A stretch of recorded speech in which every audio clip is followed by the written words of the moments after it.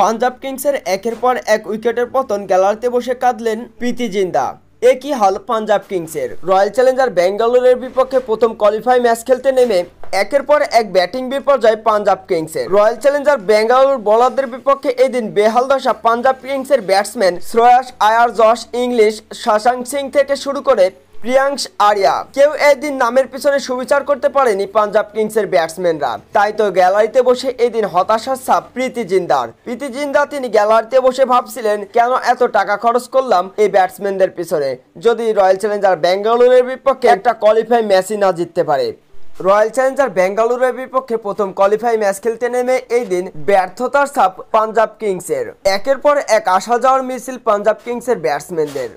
পাঞ্জাব কিংসের এমন আসা যাওয়ার মিছিলে দেখে মনে হচ্ছিল গ্যালারিতে চা ঠান্ডা হয়ে যাচ্ছে। তাই তো তারা গ্যালারিতে বারবার দৌড়ে দৌড়ে চলে যাচ্ছিলেন ব্যাটিং ছেড়ে। তাই তো একের পর এক উইকেটের পতন পাঞ্জাব কিংসের। পাঞ্জাব কিংস তারা হয়তো আজকে লজ্জার একটি রেকর্ড করবেন রয়্যাল চ্যালেঞ্জার ব্যাঙ্গালোরের বিপক্ষে। রয়্যাল চ্যালেঞ্জার ব্যাঙ্গালোর এবং পাঞ্জাব কিংসের প্রথম কোয়ালিফাই ম্যাচে লো স্কোরিং একটা ম্যাচ হতে চলেছে, যে ম্যাচে হারতে চলেছে হয়তো পাঞ্জাব কিংস। কেননা রয়্যাল চ্যালেঞ্জার ব্যাঙ্গালোরের শক্তিশালী একটা ব্যাটিং লাইন আপ রয়েছে, যে ব্যাটসম্যানরা যে কোনো সময় উড়িয়ে দিতে পাঞ্জাব কিংসের ছোট্ট এই পুঁজিটা।